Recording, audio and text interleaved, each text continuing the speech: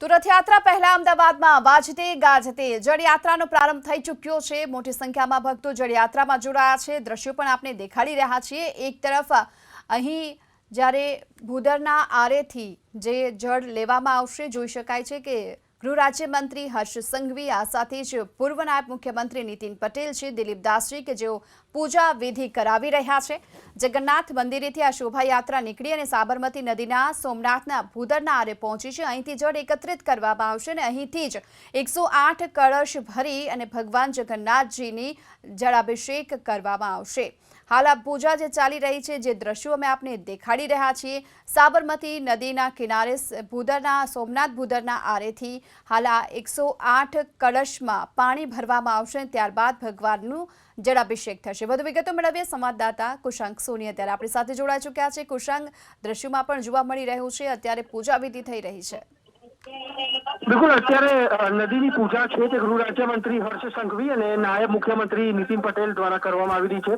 સામાન્ય રીતે જળયાત્રામાં એક હંમેશા તે નિયમ રહેતો હોય છે કે જે નદીના પાણી છે, 7 નદીના નીર છે, તેને 108 કળશમાં લઈ જઈને ભગવાન જગન્નાથજીનું સ્નાન કરવામાં આવતું હોય છે ને તેનો અવસર જે છે તે આ વખતે રાજ્યના ગૃહમંત્રીને મળ્યો છે। સતત તેઓ રથયાત્રાને સફળ બનાવવા માટે પોલીસ સાથે બેઠક કરી રહ્યા છે, મંદિરના ટ્રસ્ટીઓ સાથે બેઠક કરી રહ્યા છે અને એક આત્મવિશ્વાસ તેમનામાં જોવા મળી રહ્યો છે, કારણ કે હવે નદીની પૂજા પૂર્ણ થઈ છે। નદીની વચ્ચે જઈને તેમણે અબીલ ગુલાલ વડે આ પૂજા અર્ચના છે તે કરી છે।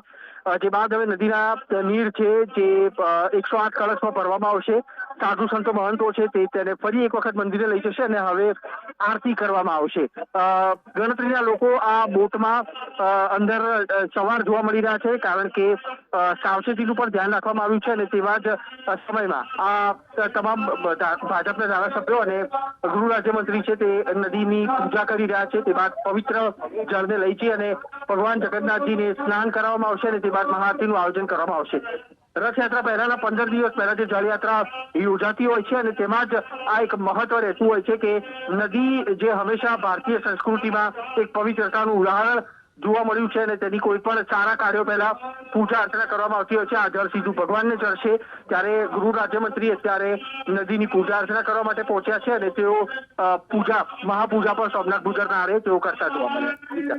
જે અપડેટ આપણી પાસેથી લેતા રહીશું કુશાંક। તો હાલમાં જે સીધા દ્રશ્યો આવી રહ્યા છે, સાબરમતી નદીની અહીં પૂજા અર્ચના કરવામાં આવી। ગૃહ રાજ્યમંત્રી હર્ષ સંઘવી કે જેઓ હાલ પવિત્ર આ નદી કે જેમની અત્યારે આરતી પણ કરતા જોવા મળી રહ્યા છે। તમામ લોકો અત્યારે ઉપસ્થિત છે અને એવામાં અહીંથી જ 108 કળશ મારફતે જળ ભરી અને ભગવાન જગન્નાથજીનો જે અભિષેક કરવામાં આવશે। સાબરમતી નદીના સોમનાથના ભૂદરના આરે અત્યારે પૂજા અર્ચના થઈ રહી છે। સંતો મહંતો અગ્રણીઓની ઉપસ્થિતિમાં પૂજા વિધિની શરૂઆત થઈ છે। ગૃહ રાજ્યમંત્રી હર્ષ સંઘવી, પૂર્વ નાયબ મુખ્યમંત્રી નીતિન પટેલ સહિતના આગેવાનો પણ હાજર છે। રથયાત્રાની પ્રારંભિક વિધિ એટલે જળયાત્રા અને આ જે જળયાત્રા છે તે સાબરમતી નદી સોમનાથ ભૂદરના આરે પહોંચી ગઈ છે અને આપણી સાથે અહીં કલર્સ ગુજરાતીના સ્ટારકાસ્ટ છે, રાશિ રિક્ષાવાળી અને મોટી બાની નાની વહુના જે સ્ટારકાસ્ટ છે તેમની સાથે વાત કરીશું। સૌથી પહેલાં સરગમ સાથે। સરગમ, આપણે અનેક વખત આ જગ્યા ઉપર આવીએ છીએ અને જ્યારે પણ વૈદિક મંત્રોચ્ચારણ થતા હોય છે ત્યારે કેવી લાગણી અનુભવો છો? વાતાવરણ એકદમ પોઝિટિવ અને એનર્જેટિક થઈ જાય છે। તમે જોઈ શકો છો કે અત્યારે ખૂબ જ ગરમી છે, બધું આમ એકદમ હ્યુમિડ વાતાવરણ છે, તે છતાં પણ અહીંયા આમ એટલી એનર્જી પોઝિટિવિટી છે કે તમને જરાય થાક ના લાગે, તમને જરાય આમ એવું ના થાય કે અકળામણ થઈ રહી છે, કારણ કે અહીંયા મજા જ એટલી છે, બધાનો ઉત્સાહ એટલો બધો છે।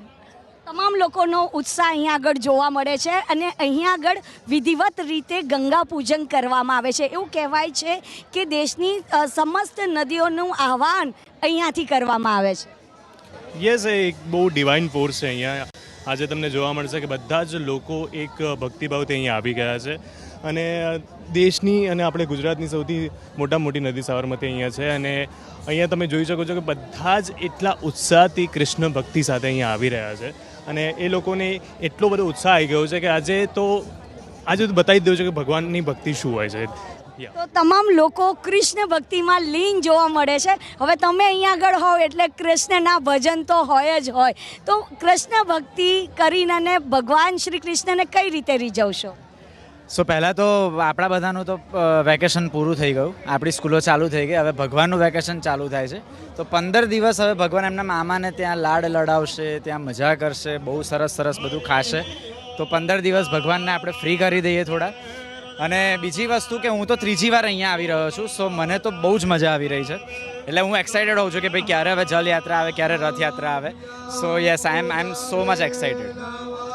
હવે ભજન કીર્તન તો થવા જોઈએ હે ને રાશિ? હવે અરમાન છે ને, ગીત ના હોય તો કઈ રીતે બને?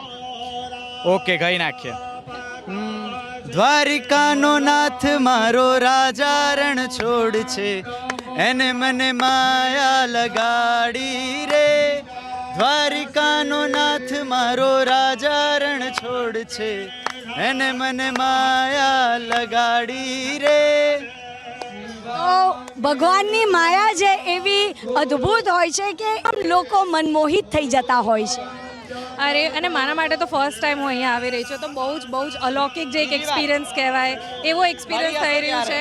અત્યારે જે મંત્રોચ્ચાર થઈ રહ્યા છે, એકચ્યુઅલી જેવી રીતે બધાએ કીધું કે એકદમ વાતાવરણ પોઝિટિવ થયું છે, એમ એટલી ગરમી અને પરસેવો બધું આવી રહ્યું છે. જી રાજલ, આભાર આપનો આ સમગ્ર માહિતી બદલ. કુશાંગ અત્યારે આપણી સાથે જોડાઈ ચૂક્યા છે. જી કુશાંગ. બિલકુલ, ગૃહ રાજ્યમંત્રી તરફથી આ પૂજા છે તે પૂર્ણ કરવામાં આવી છે. દ્રશ્યો અહીંયા આગળ આપણે બતાવીશું સોમનાથ ભૂદરના આરે, જ્યાં તેઓ પહોંચ્યા હતા. અને સામાન્ય વર્ષોમાં આ જે રિવાજ છે તે રાજ્ય સરકારના કોઈ પણ મંત્રી તરફથી કરવામાં આવતો હોય છે. પૂર્વ નાયબ મુખ્યપ્રધાન નીતિન પટેલ પણ અત્યારે તેમની સાથે જોડાય છે. અને આ પૂજા છે સાબરમતી નદીની, તે પવિત્ર રીતે અહીંયા આગળ કરવામાં આવી છે. પહેલાં સોમનાથ ભૂદરના આરે ગૃહ રાજ્યમંત્રી તેમજ યજમાનો છે તેના તરફથી ભગવાન જગન્નાથજીની અને અન્ય જે તેમના પૂર્વજો અને ભગવાન છે તેમને મનાવવામાં આવ્યા. અને તે બાદ અત્યારે નદીની પૂજા કરવામાં આવી છે. સાબરમતી નદી, જ્યાં આગળ 7 નદીના પાણી મળતા હોય છે, અને તે પાણીને આપ જે દ્રશ્યો જોઈ શકો છો ગીતા, જે કળશ અહીંયા આગળ ગોઠવવામાં આવ્યા છે તેમાં લઈ જવામાં આવશે. અને તેના વડે ભગવાન જગન્નાથજી છે તેમને સ્નાન કરાવી અને મહાઆરતી છે તે જગન્નાથ મંદિરમાં કરવામાં આવશે. આજથી 15 દિવસ પછી ભગવાન જગન્નાથજી છે તે નગરજનોને દર્શન આપવા નીકળવાના છે. એટલે ઘડીઓ હવે આજથી ગણાવવાની ચાલુ થશે. જે ભાજપના ધારાસભ્યો છે તે પણ અહીંયા આગળ પહોંચ્યા છે, અને તે તમામ લોકોએ પણ નદીની પૂજા અર્ચના કરી છે. સારું ચોઘડિયું અહીંયા આગળ જોઈ અને જે પૂજા અર્ચના છે તે અહીંયા આગળ સંપન્ન કરવામાં આવી છે. હવે ગૃહ રાજ્યમંત્રી છે તે અહીંયા આગળથી ફરી એક વખત ભગવાનના આશીર્વાદ લઈ અને અહીંયા આગળથી રવાના થશે. અને તે બાદ જે સાધુ સંતો મહંતો, ભગવાન જગન્નાથ મંદિરના જે મહંત છે અને તેની સાથે ટ્રસ્ટી છે, તે તમામ લોકો આ કળશમાં નદીના પાણી લઈ જઈ અને જગન્નાથ મંદિર સુધી જશે. એક મિની રથયાત્રા, સૂક્ષ્મ રથયાત્રા કહી શકાય. અને કારણ કે તેની પહેલાં ભજન મંડળી અને ગજરાત છે તે પણ અહીંયા આગળ જોવા મળતા હોય છે. આ યજમાનો જે છે તે હવે આરતી અહીંયા આગળ કરવા જઈ રહ્યા છે. અને તે બાદ આ જળયાત્રાની વિધિ છે તે સાબરમતીના સોમનાથ ભૂદરનો આરો છે ત્યાં આગળ સંપન્ન થશે.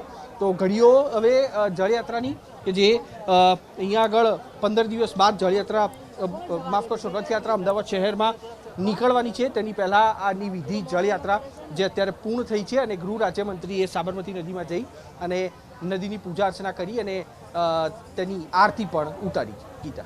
જી આભાર આપનો આ સમગ્ર માહિતી બદલ. તો અહીં હાલ તો પૂજા વિધિ શરૂ થઈ ચૂકી છે, અને થોડી જ વારમાં અહીંથી 108 કળશોમાં જળ ભરી અને મંદિરે પહોંચશે આ જળયાત્રા.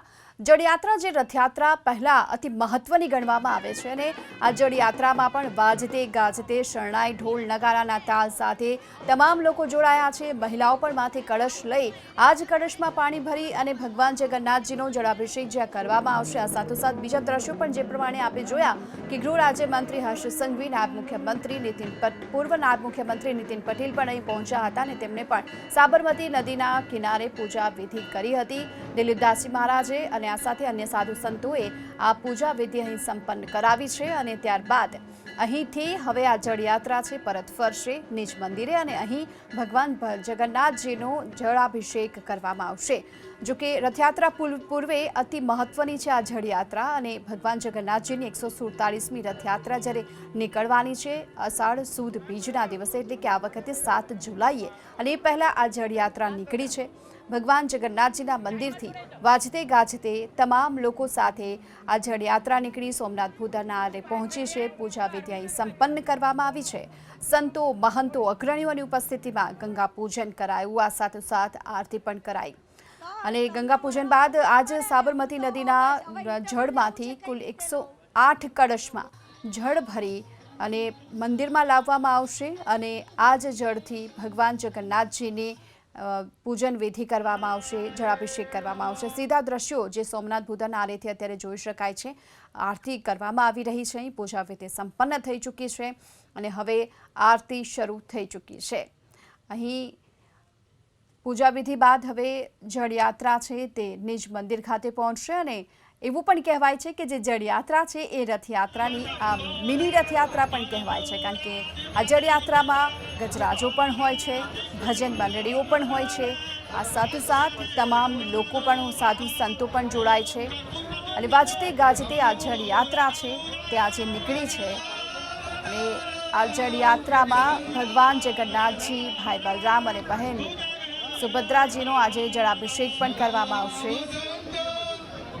સાથોસાથ અતિ મહત્વની વાત પણ એ રહેશે કે આ વખતે આ જળયાત્રા જ્યારે પૂર્ણ થશે ત્યારે ભગવાન જગન્નાથજી ગણેશજીના સ્વરૂપમાં